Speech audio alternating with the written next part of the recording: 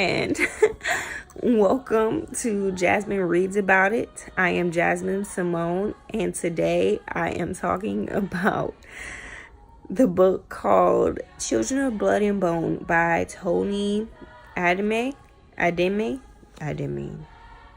whatever. But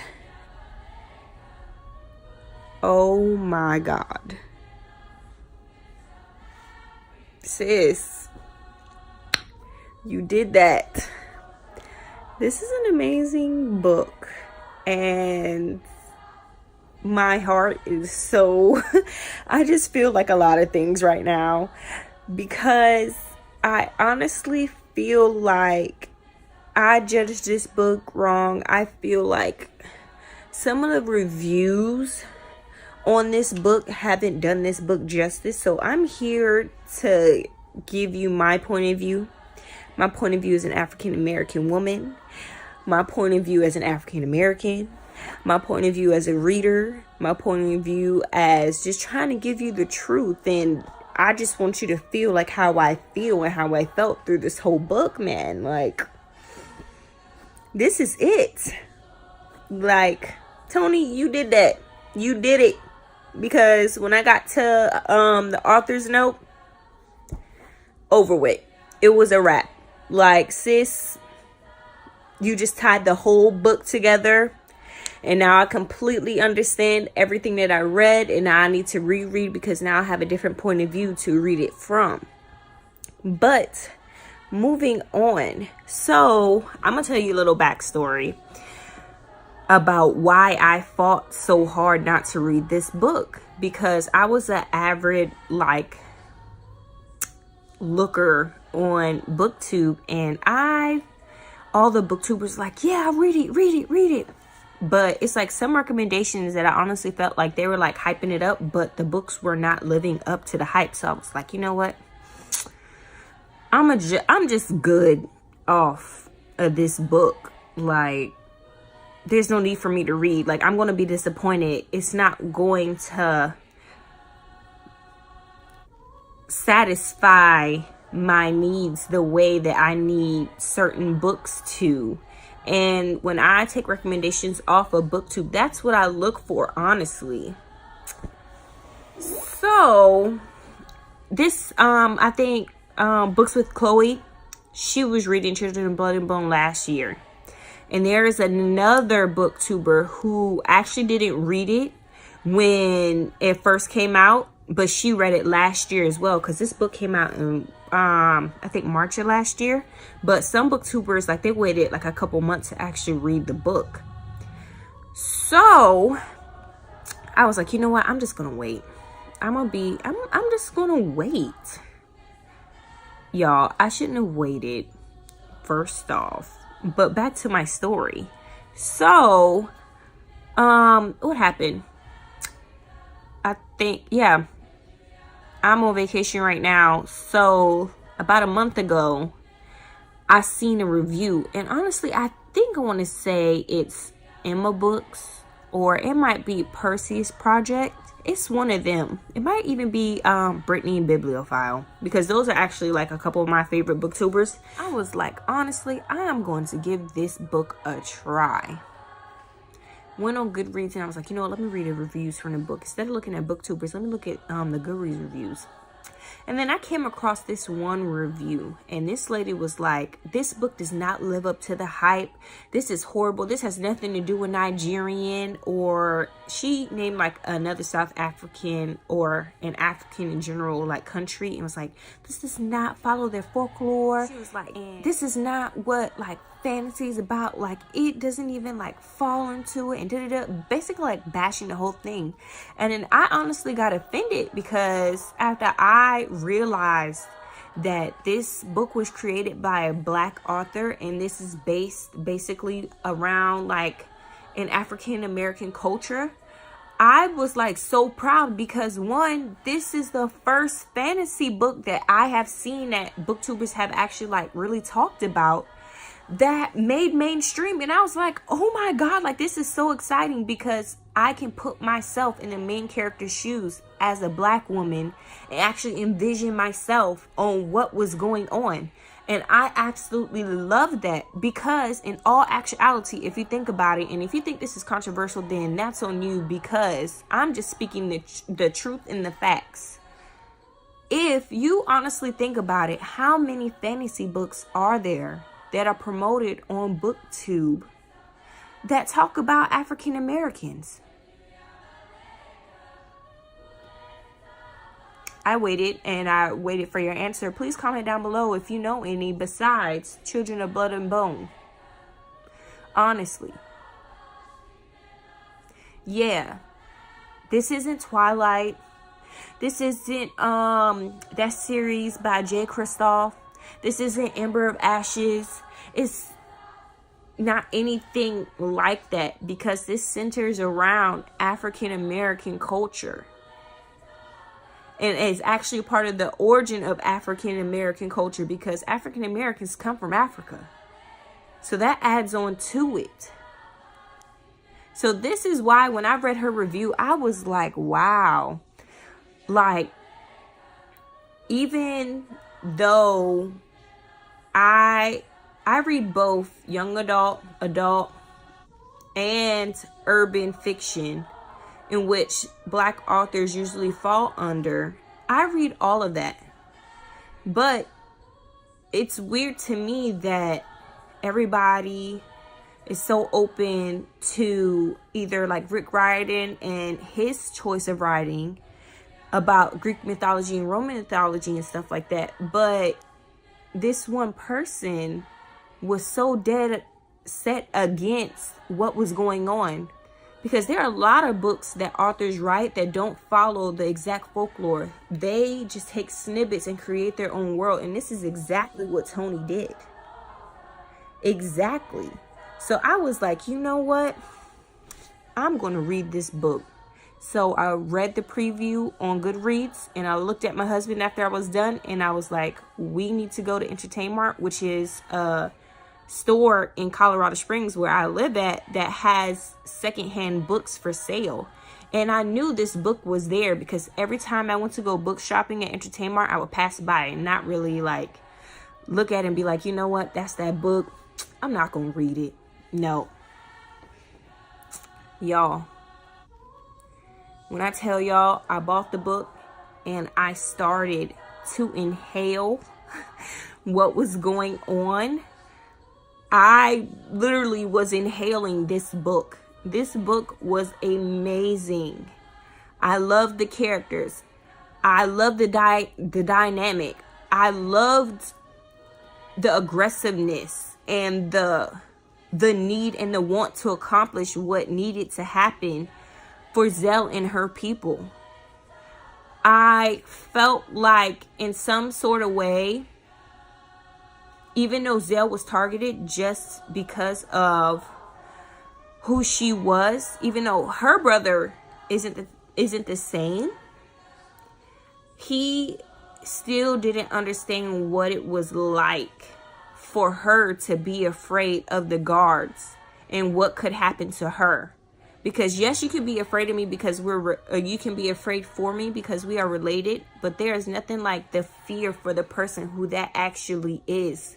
Nobody could understand, cannot understand what that feels like, because you are not that person and you personally don't go through that. So from that aspect, I thought it was amazing. To Amara finding herself, to Zell staying confident and believing in herself that she could actually do what the gods wanted her to do, and for her brother to actually sit there and continue on fighting when he was scared too and try to keep their family alive. Amazing. Their father, amazing. Bless his heart. Bless it. Like, it's just, I don't know. I don't know if it's because I'm a female and at certain times in my life I have felt exactly what Mama, let me see what this like, Bobby,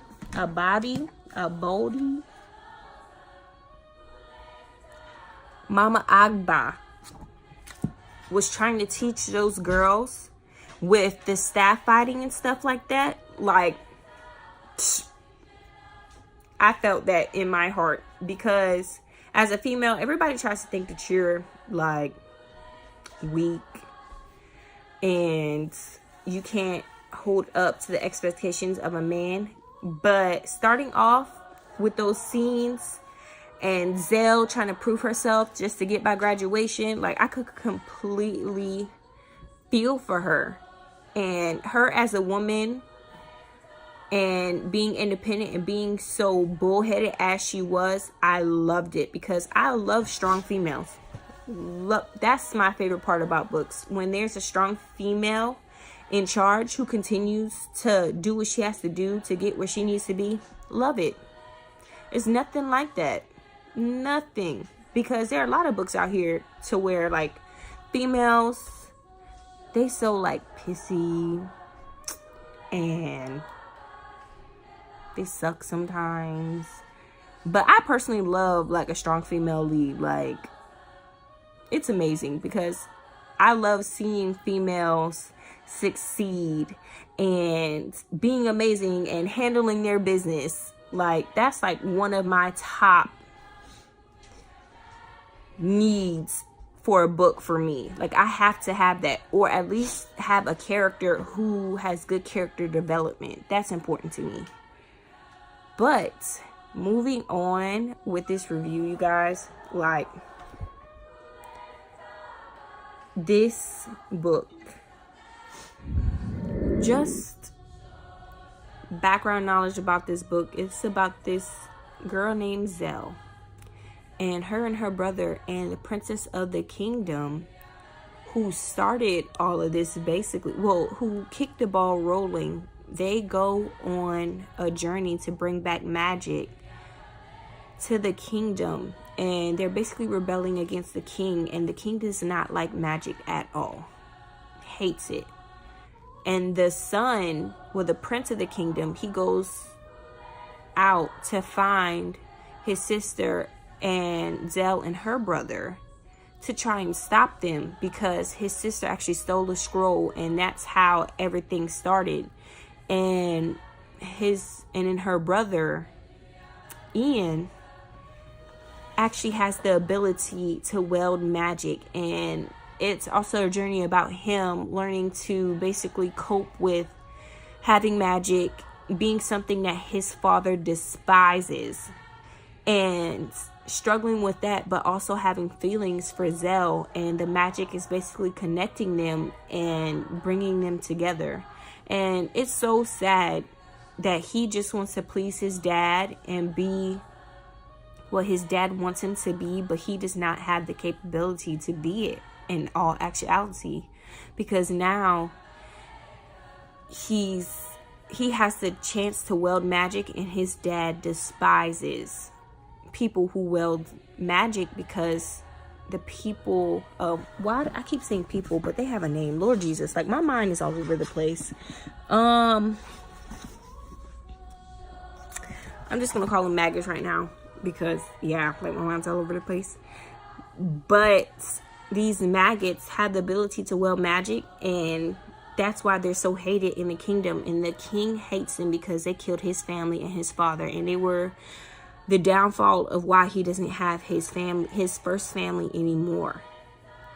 And the journey that these three kids take along with Ian, because he's having his own journey trying to get to them, is amazing. This book is amazing, and you guys need to read this book and experience what is going on, and how Zell finds magic and what she learns, and how she sort of ends up fearing magic, but then she realizes that you can't stop what needs to happen, because this is a part of her culture, and she's gonna have to embrace it no matter what. And Amara, the way she turns out to be like the baddest B word ever, the confidence that she has, like, girl, yes, I can't wait for the second book, because it's just so much that can develop in the sequel, and I'm so eager to find out.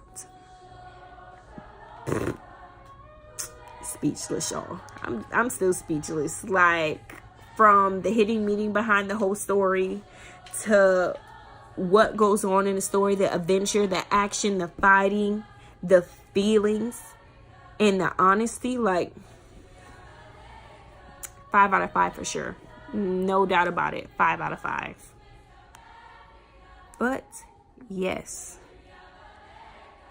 I felt like I really enjoyed this because it lived up to the expectations. It lived up to it being a fantasy book with African Americans as the main focus, and I loved it, and I felt inspired, and I felt like this could be a book about me basically, and I loved it. But towards the end, like, I felt like there might be like something else like hidden in the lines of this book, because it deals with racism, it deals with slavery, it deals with oppression.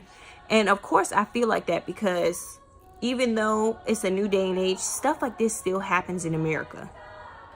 I don't know if it happens in other countries.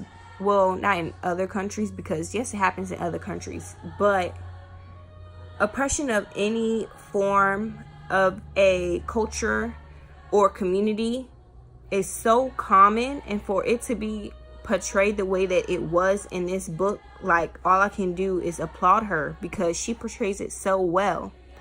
And then when we get to the end of the book and I read the author's note, it hits me full blown in my face, and I actually wanted to cry because I finally understood why I could understand so much about this book and relate to what she was talking about and what Zell was going through and what her culture, what was happening to it. Because Toni, she disguised what happens in America to some of the cultures, and she put it in this book. When I read the author's note and she was talking about police brutality and families who lose loved ones to police brutality, I just wanted to cry because it's the absolute truth. As a new mama to a baby boy, he's safe right now, but who says that in the next 10 or 15 years that he's still going to be safe? Because he's still a little baby right now. But that's just because he hasn't really seen what this world is and what happens to little boys like him. And what struggles little boys go through just because they are African American male in this society. And I just want to say that this book was amazing. And I personally have to reread this book now because I'm going to have a different point of view when reading everything that they fight, reading everything that they strive for and try to bring back to their people, to their culture, because that's where it is. That's where the strength is, and that's where their hearts are. And if you have not read this book, please go and read this book. Please go and support this author. Please go and experience and feel what this character feels, but also feel just for a moment what other cultures in America feel like when society comes knocking on their door, and not in a really good way. If I offended you with this review, well, I can't say nothing about it because I'm speaking the truth. It feels amazing to have an African-American author. Well, not an African-American because honestly, she's Nigerian. But to have a black woman, a black author, write something like this into a category where there's not much representation, you did that, girl. You did it. And I'm not just supporting like black authors because I read a lot of authors from different backgrounds. But I just had to wholeheartedly support this author because she needs it. And a lot of people should be reading this book and experiencing this world that she has created. But until next time, come back and visit me. Like, comment, subscribe. Tell me how you feel. If you like it, you like it. If you don't, I don't care. Have a nice day, y'all.